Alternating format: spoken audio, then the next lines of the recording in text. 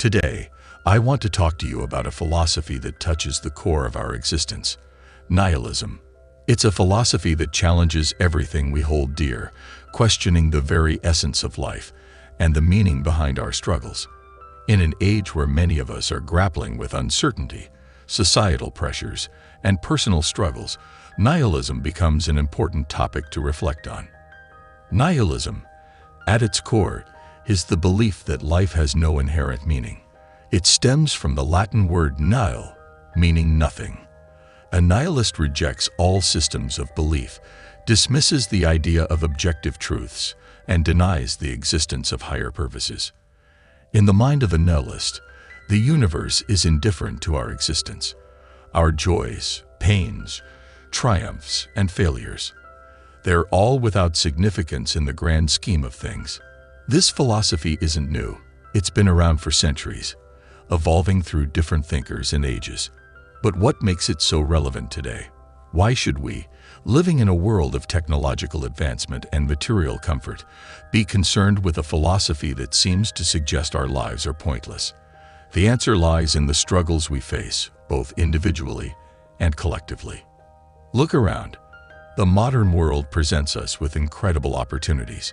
We have more access to education, information, and resources than any generation before us. But with that progress comes overwhelming pressure. We're expected to constantly achieve, constantly compare ourselves to others, constantly find purpose. In an era of social media, where every aspect of our lives is scrutinized and judged, it's easy to feel like we're not enough. More and more people today are battling feelings of emptiness and disillusionment. Mental health issues are on the rise, with anxiety, depression, and burnout becoming defining features of our time. Many of us feel like we're running on a hamster wheel, chasing success, happiness, and validation, but never quite reaching it. And this is where nihilism taps into our deepest fears. It whispers to us that all of our struggles, all of our aspirations, are for nothing. That no matter how hard we work or how much we achieve, in the end, it won't matter. Think about it. From the moment we're born, we're taught to seek meaning in life. We're told to pursue happiness, to follow our passions, to make something of ourselves. Society tells us that we need to have a purpose, whether it's through our careers, our relationships, or our contributions to the world. But nihilism argues that this is all a facade. It claims that the universe doesn't care about us. Our existence is no more significant than that of an insect or a speck of dust in the vastness of space. For many, this realization is terrifying. It shakes the foundation of everything we believe in. If life has no inherent meaning, why do we bother? Why do we struggle? Why do we strive? Why do we care? It's this fear, the fear of meaninglessness, that draws many of us toward nihilistic thinking, whether we realize it or not. We start questioning the value of our efforts, the point of our ambitions, and the significance of our existence. But here's the thing. As unsettling as nihilism may seem, it forces us to confront one of the most profound truths about life: that meaning is not something handed to us on a silver platter. It's not something that can be found in a job title, a bank account, or the number of followers we have on Instagram. Meaning isn't out there waiting for us to discover. It's something we create for ourselves. In today's world, where so many people feel lost and disconnected, nihilism offers both a challenge and an opportunity. Yes, it tells us that the universe is indifferent to our existence, but it also frees us from the constraints of imposed meanings. If nothing inherently matters, then we have the power to define what matters to us. We have the freedom to decide what gives our lives purpose and direction. Think about the struggles we face today: climate change, social injustice, economic inequality. These are real, pressing issues that affect us all. But if we view them through a nihilistic lens, we might conclude that there's no point in trying to fix them. After all, if life is meaningless, why bother? Why fight for a better world when, in the end, it won't make a difference? This is the danger of falling too deeply into nihilistic thinking. It can lead to apathy, to a sense of helplessness, to a belief that our actions don't matter. But that's not the only way to respond to nihilism. Instead of letting it paralyze us, we can use it as a springboard for action. If life has no inherent meaning, then we have the power to create our own meaning. We can choose to fight for the things that matter to us, not because we think we'll save the world, but because we believe in the value of trying. We can define our lives not by some grand cosmic purpose, but by the small, everyday actions that make a difference to the people around us. Take the struggle for social justice, for example. There's no universal law that says we must fight for equality or fairness, but many of us choose to do so because it aligns with our values. We find meaning in standing up for what we believe is right, even in the face of overwhelming challenges. Or consider the battle against climate change. The problem is so vast, so complex, that it can seem insurmountable. But that doesn't stop millions of people from taking action, whether it's through activism, innovation, or personal choices. They choose to fight because they believe in the importance of protecting the planet for future generations, even if they may never see the full results of their efforts. In a world where it's easy to feel powerless, nihilism reminds us that power comes from within. We may not be able to control the universe, but we can control how we respond to it. We can choose to create meaning in our lives, even if that meaning isn't inherent or universal. So as we navigate the challenges of modern life, whether it's dealing with personal struggles, facing societal pressures, or confronting global issues, I encourage you to remember this. The meaning of life isn't something you find, it's something you create.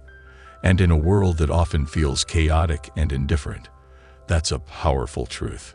Now, as we continue our exploration of nihilism, let's move beyond the broader question of life's meaning and dive into something equally unsettling: the nature of knowledge itself. If, as nihilists argue, life has no inherent meaning, then what about the things we think we know? What about the knowledge we've built up over centuries, about the world, the universe, and our place in it? In a world where facts and science are pillars of progress, nihilism asks us to consider a provocative question. Is what we know truly meaningful, or is it just a small, insignificant drop in an ocean of unknowns? In the modern age, we live in a time where knowledge is celebrated. We've mapped the human genome, sent robots to Mars, and unlocked the mysteries of atoms. Our scientific and technological advances have transformed how we live, giving us more power and understanding than ever before. But as we gain more knowledge, we also start to realize just how much we don't know. The universe is vast, so vast, in fact, that what we've discovered may be only a tiny fraction of all that exists.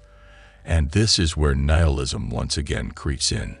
Consider the example of gravity, one of the most fundamental forces in the universe. For centuries, humans lived without understanding it. Then Isaac Newton came along and famously discovered gravity. Today, we teach it in schools as one of the cornerstones of physics. We celebrate Newton's genius for uncovering something so crucial. But here's the nihilistic twist. Gravity had been acting on us for eons before Newton figured it out. It didn't need our understanding to exist. The universe doesn't care that we finally put a name to it. And even now, centuries after Newton, we still don't fully understand gravity in the context of quantum mechanics and the fabric of space-time. So what does that say about our knowledge? Nihilists would argue that our understanding of the universe is inherently limited. No matter how much we learn, we will always be scratching the surface of something far more complex than we can comprehend. And if we as humans are so insignificant in the cosmic scale, then perhaps our knowledge is insignificant as well. What we think we know about physics, biology, or even our own minds could be just a tiny piece of a much larger puzzle that we may never be able to solve.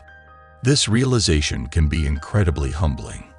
We like to think of ourselves as masters of our world, capable of understanding and manipulating the forces of nature to our advantage. But nihilism reminds us that our knowledge, no matter how advanced, is still limited by our human capacities. We see the world through the lens of our senses, our brains, and our technology. And while that lens has expanded over time, It's still just one perspective in a universe that is infinitely vast and mysterious. Let me put it this way. Imagine you're standing on a beach, looking out at the ocean. The grains of sand beneath your feet represent all the knowledge we've accumulated as a species. It feels substantial, doesn't it? But then you look out at the ocean, the endless horizon of unknowns. That's the rest of the universe, and we've barely begun to dip our toes in the water. In our daily lives, we don't often think about the limits of our knowledge. We trust in science, in facts, in the things we've been taught. And of course, science has given us so much. It has cured diseases, connected continents, and lifted millions out of poverty. But in the grand scheme of things, nihilism forces us to ask, how much do we really know? And how much does our knowledge truly matter in the face of an indifferent universe? Take the age of the universe itself. Scientists estimate that the universe is around 13.8 billion years old. Humanity, by contrast, has been around for just a blink of an eye. Our oldest civilizations go back a few thousand years, and even the oldest religions are only a fraction of that time. The Hindu religion, often considered one of the oldest, traces back about 4,300 years. But what is 4,300 years compared to 13.8 billion? It's like a single drop of water in a vast ocean. Now let's take that even further. The universe doesn't just predate us. It will continue long after we're gone. Long after human civilization has faded into history, the universe will keep expanding, stars will keep burning, and new galaxies will be born. Our knowledge, as advanced as it may seem today, is fleeting. The discoveries we make, the truths we uncover, they matter to us. But do they matter to the universe? Nihilists would argue that they don't. The universe is indifferent to our existence and our understanding of it. It has existed for billions of years without us, and it will continue to do so long after we're gone. But does this mean that knowledge is pointless? Should we stop striving to learn more, to understand the world around us? Not necessarily. Just as we discussed in the previous speech, where we found optimism in nihilism's claim that life has no inherent meaning, we can also find purpose in the pursuit of knowledge. If knowledge doesn't have an ultimate cosmic significance, that doesn't mean it has no value at all.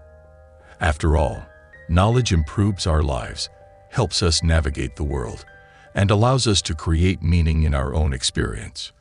The nihilistic perspective on knowledge challenges us to accept our limitations. It asks us to be humble in the face of the vast unknowns that still stretch out before us. But it also gives us the freedom to continue seeking knowledge, not because we expect to uncover some ultimate truth, but because the pursuit itself can be fulfilling. We may never know all the secrets of the universe, but that doesn't mean we should stop asking questions. In today's world, where so many of us feel overwhelmed by the pace of change, by the constant stream of information, and by the pressure to stay ahead, nihilism invites us to take a step back. It reminds us that it's okay not to have all the answers. It's okay to acknowledge that we're small, that we're limited, and that our understanding of the universe is incomplete. In fact, that humility can be a source of strength. It can drive us to keep learning, keep questioning, and keep pushing the boundaries of what we know. But more importantly, it can help us find peace in the not knowing. Instead of feeling frustrated by the limits of our knowledge, we can embrace the mystery. We can marvel at the vastness of the universe and the complexity of existence. And in doing so, we can find meaning, not in the answers we seek, but in the search itself. So, as we move forward in this journey, let us remember, knowledge is not an end, but a means. It is a tool that helps us navigate life, but it is not the ultimate goal. The universe may not care about what we know, but we can choose to care. We can choose to learn, to grow, and to expand our understanding, even if we never reach the final truth. As we continue this journey into the heart of nihilism, having questioned the meaning of life and the nature of knowledge, we now come to another crucial aspect of human existence: morality. In a world where we're constantly faced with decisions about right and wrong, good and evil, nihilism confronts us with a deeply unsettling idea that morality, like meaning and knowledge, may not be as solid or objective as we like to think. Morality is one of the most fundamental building blocks of society. From a young age, we are taught what's right and wrong. Our families, our schools, our communities, they all shape our understanding of good and bad behavior. We have laws, ethical systems, and religious doctrines, all aimed at guiding us in how to live well and treat each other with respect. But nihilism challenges these foundations by asking, is there truly such a thing as objective morality, or is it all just a human construct? Something we've invented to make ourselves feel better about the choices we make. At first glance, the idea that morality is relative or even meaningless can seem dangerous. After all, if there's no such thing as right and wrong, then what's stopping us from doing whatever we want without regard for the consequences? What's stopping us from hurting others or indulging our worst impulses? Isn't society itself built on the idea that certain things are inherently wrong?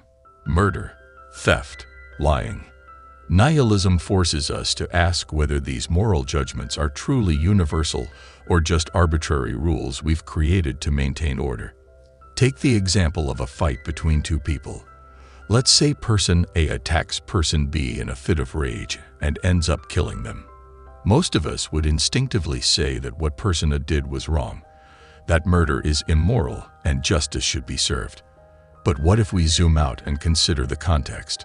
What if person A was acting in self-defense or was protecting someone else? Suddenly, the moral clarity of the situation starts to blur. Is killing always wrong, or can it be justified in certain situations? And if morality can shift depending on the circumstances, how solid is it really? This is one of the core ideas that nihilism brings to the table.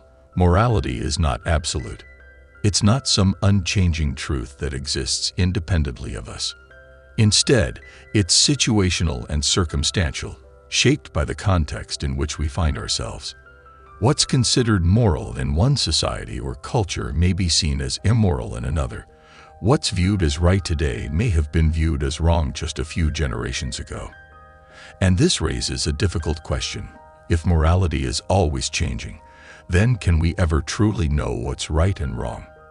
Let's look at history. Throughout the ages, human societies have had vastly different moral codes. Practices that we find abhorrent today, like slavery, segregation, or child labor, were once widely accepted. In ancient civilizations, people sacrificed animals, or even other humans, to appease the gods.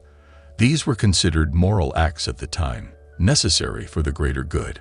But today, we see them as barbaric, as evidence of a less enlightened era. What does that say about morality? If our moral values can change so drastically over time, how can we be sure that the values we hold today will stand the test of time? Nihilism would argue that we can't. In our modern world, we are constantly confronted with moral dilemmas that highlight the subjectivity of morality. Think about debates on issues like abortion, euthanasia, capital punishment, or war. Different people with different backgrounds, beliefs, and experiences come to radically different conclusions about what's right and wrong in these situations. And often, these conclusions are driven not by some universal moral truth, but by individual or cultural perspectives. For a nihilist, this is proof that morality is not some objective force guiding our actions, but a human invention, a tool we use to justify our behavior and maintain social order. This doesn't mean that morality has no value. On the contrary, morality plays an essential role in society. It helps us cooperate, resolve conflicts, and build trust. But nihilism forces us to see morality for what it is, a construct, something we've created to give structure to our lives. And once we accept that morality is relative, we have to confront the uncomfortable fact that there may not be any ultimate right or wrong. Instead, we're left to navigate a world where morality is fluid, constantly shifting based on the situation, the culture, and the individuals involved. For many of us, This is a deeply unsettling thought.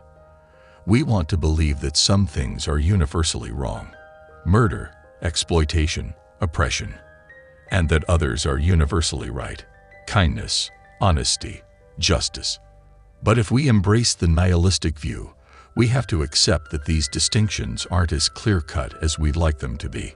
We have to acknowledge that what we consider moral is shaped by our upbringing, our society, and the time in which we live. And we have to come to terms with the fact that, in a different context, our moral judgments might look very different. So where does that leave us? If morality is not absolute, if right and wrong are not set in stone, then how are we supposed to live? How do we make moral decisions when there are no clear rules to follow? This is one of the greatest challenges that nihilism presents. It asks us to take responsibility for our own moral choices without relying on the comfort of universal truths. We can no longer simply fall back on what society tells us is right or wrong. We have to decide for ourselves, based on our own values and experiences. In some ways, this is a liberating idea. It frees us from the constraints of rigid moral codes and allows us to think critically about the choices we make. It encourages us to develop our own sense of morality, one that reflects our personal beliefs and the world we want to create. But it's also a heavy burden. Without the safety net of objective morality, we have to constantly question our actions, to reflect on whether we're doing the right thing, and to accept that there may not be a clear answer. In today's world, where moral debates are often polarized and contentious, this kind of self-reflection is more important than ever. We live in a time of rapid social change, where long-held moral norms are being challenged and new ethical questions are emerging. How do we respond to these changes? Do we cling to the moral values of the past, or do we adapt to the evolving needs of our society? Nihilism pushes us to embrace the uncertainty of morality, to recognize that our sense of right and wrong is not fixed, and to be open to reevaluating our beliefs as the world around us changes. But just as with meaning and knowledge, we don't have to view this uncertainty as a cause for despair. Instead, we can see it as an opportunity for growth. If morality is not absolute, then we have the power to shape it. We can choose to build a moral framework that reflects our deepest values, that fosters empathy, compassion, and justice. And even if there is no universal moral truth, we can still strive to create a world where people treat each other with dignity and respect. In conclusion, nihilism forces us to confront the fluidity of morality, to accept that what we consider right and wrong is not set in stone. But this doesn't mean we should abandon morality altogether. Instead, it challenges us to take responsibility for our moral choices, to reflect deeply on the values we hold, and to be open to the possibility that those values may change. In a world of moral uncertainty, we can still choose to live with integrity, to act with compassion, and to strive for a better future. Over the course of this speech, we have taken a deep dive into the philosophy of nihilism, exploring its challenges to our understanding of life, knowledge, and morality. We've questioned the meaning of existence, examined the limitations of human knowledge, and wrestled with the fluid and often subjective nature of morality. These are not easy topics to confront. They shake the very foundations of how we think about ourselves, our purpose, and the world around us. Nihilism presents us with a stark reality. The universe is indifferent to our struggles, our achievements, and even our existence. It asks us to confront the possibility that life, at its core, may be devoid of inherent meaning. It challenges the knowledge we take for granted, reminding us that what we know is a tiny fraction of what there is to understand. And perhaps most unsettling, it forces us to consider that morality, something we rely on to guide our actions and build our society, is not absolute. It's a human creation, shaped by time, place, and circumstance. But as daunting as these ideas are, they also offer us something profound: freedom. If life has no predetermined meaning, then we have the power and the responsibility to create our own. If knowledge is limited, then we can approach the world with curiosity and humility, always seeking to learn more. And if morality is fluid, then we are free to question the norms of society and choose the values that resonate with our deepest convictions. This journey into nihilism is not about despair. It's about empowerment. It's about recognizing that we are not bound by the limitations of tradition or the expectations of others. We are free to define our own purpose, to build our own understanding of the world, and to live in a way that reflects our personal values. Yes, the universe may be vast and uncaring, but within that vastness lies the opportunity to create something meaningful for ourselves. As we leave here today, I encourage each of you to embrace the uncertainty that nihilism brings. Use it as a lens to reflect on your life, your knowledge, and your morals. Don't be afraid to question the status quo, to challenge your own beliefs, and to carve out your own path. In a world without inherent meaning, every step we take, every decision we make, is an opportunity to create something unique and valuable. Thank you for joining me on this philosophical journey. I hope that as you go forward, you will find your own way to live with purpose, curiosity, and integrity, even in the face of life's great uncertainties. Thank you.